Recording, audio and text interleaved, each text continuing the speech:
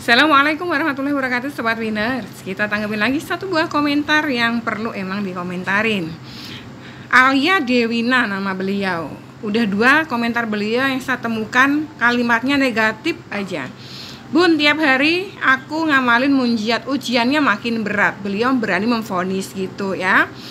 Padahal nikmat Allah yang diberikan kepada beliau jauh lebih besar daripada ujiannya. Di komen satunya beliau katakan bahwa belum ada pertolongan. Nah, ini penting teman-teman ya. Penting saya sampaikan, biasakanlah berucap baik, mengucapkan hal-hal yang baik. Biasakan mengetikkan ketikan-ketikan yang baik. Biasakan memikirkan hal-hal baik, biasakan membatin hal-hal yang baik. Karena kalau kita terbiasa jari jemari kita ngetikin baik, lisan kita ngucapin baik, pikiran kita mikirin hal-hal yang baik, hati kita ngebatin yang baik, maka nanti kebaikan-kebaikan pula yang akan datang dalam diri kita. Tapi kalau kita hari-hari yang ngegerutu, mengeluh, yang ngedumel, gak legowo, gak ikhlas gitu, berat, jadinya berat. Ya seperti itu. Ya karena apa? Yang diingat yang buruk-buruknya aja, yang ujian-ujiannya. Nikmat-nikmat yang Allah kasih tenggelam, tertekan. Coba ya, jenengan kalau mau, saya sudah pernah membuat VT yang saya bilang, saya kasih challenge, mau nggak? Seminggu aja jenengan coba, nggak usah lama-lama deh, seminggu.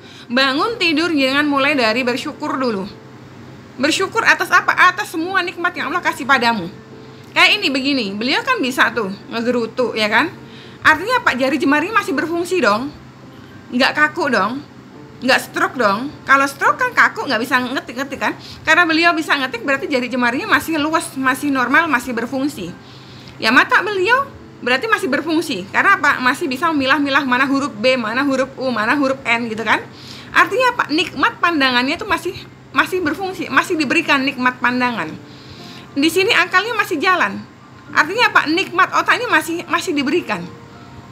Sekian banyak nikmat nggak disyukuri, tapi yang diingat apa? Yang sedih, yang menyakitkan, yang menderita, yang diingat-ingat itu terus. Maka itu akan semakin gede. Kalau keluhannya digedein, nanti rasa syukurnya tenggelam, hilang. Sampai berani memvonis, mau makin mengamalkan malah makin berat ujian. Ya, padahal memang dalam Al-Quran sudah dituliskan. Apakah mereka mengira bahwa mereka tidak akan diuji dengan mengatakan aku telah beriman? Tidak, mereka tetap akan diuji.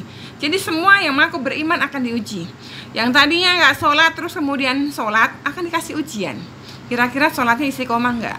Yang tadinya nggak bersolawat lalu kemudian dia mencoba bersolawat, pasti akan diberikan ujian. Ya entah tiba-tiba nanti kok aku kalau sholawat ngantuk ya, itu ujian juga. Semua akan diuji karena apa? Untuk mengetahui kualitas keimanannya, untuk mengetahui kualitas ibadahnya tadi istiqomah nggak, ataukah dia sholawatnya hanya karena hajat duniawinya gitu. Jadi ujian itu akan selalu hadir dimanapun dan kapanpun selagi panjenengan hidup gitu loh. Kecuali kalau panjenengan udah ditanam di liang lahat, udah nggak ada ujiannya beda lagi di alam barzah gitu. Bahkan ikan aja itu, ikan kalau hidup kan dia akan berenang terus.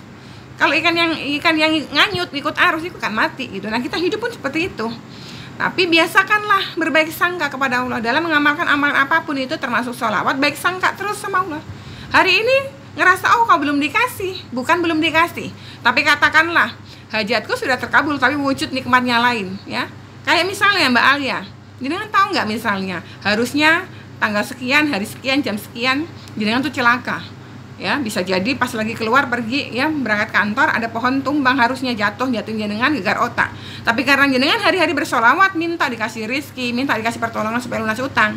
Karena nominalnya ditimbang-timbang antara yang tadi kecelakaan kejatuhan pohon, kalau berobat habisnya 200 juta misalnya, jenengan minta rizki 200 juta dikonversikan ke sini, jenengan tahu nggak kira-kira? Ya nggak tahu. Makanya berbaik sangka terus. Hari ini belum dikasih bisa jadi esok belum dikasih bisa jadi lusa. Tapi sekarang belum dikasih yang kita minta bukan berarti nggak dikabul. Bisa jadi dikabul tapi wujud nikmatnya lain. Salah satunya jenengan masih dikasih sehat, artinya jenengan nggak sakit, terhindar dari sakit. Jenengan masih selamat, artinya jenengan dihindarkan dari celaka gitu. Baik sangka terus. Dengan jenengan berbaik sangka, bangun tidur mensyukuri, alhamdulillah aku bisa bangun. Alhamdulillah aku bangun dalam keadaan semua anggota tubuhku masih berfungsi. Mataku masih bisa melihat, jari jemariku masih bisa digerakin, mulutku masih bisa ngomong, akalku masih bisa berpikir. Bagaimana kalau tiba-tiba bangun semuanya lumpuh? Bisa jadi nggak? Bisa jadi. Bersyukur, gedein syukurnya Mbak Alia. Jangan kebanyakan ngeluh. Nanti jadi kebiasaan loh. Jadi kan udah 2 komennya yang isinya negatif-negatif kalimatnya. Biasain bersyukur, alhamdulillah. Memang aku masih dikasih ujian utang. Tapi di sisi lain Allah kasih nikmat yang luar biasa, aku sehat. Mataku fungsi. Ya, jari jemariku fungsi. Akalku fungsi. Hidungku fungsi ya untuk menghirup udara. Bayangkan kalau kita bernafas aja harus pakai tabung oksigen, udah berapa puluh juta kita keluarin kan. Nah, bersyukur, perbanyak syukur.